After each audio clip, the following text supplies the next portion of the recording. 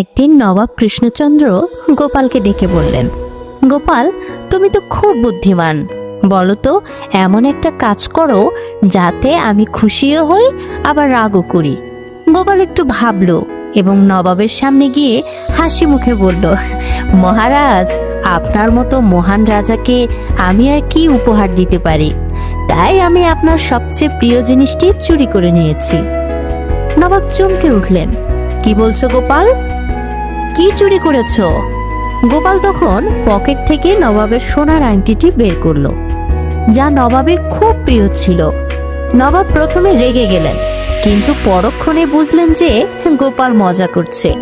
তখন তিনি হাসতে লাগলেন এবং বললেন, বাহ গোপাল, তুমি সত্যিই আমার মনোভাব বুঝতে পারো। আমি একসঙ্গে খুশিও হলাম, আবার কিছুক্ষণের জন্য রেগেও গিয়েছিলাম। এইভাবে গোপাল তার বুদ্ধি দিয়ে নবাবকে আনন্দ দিলেন।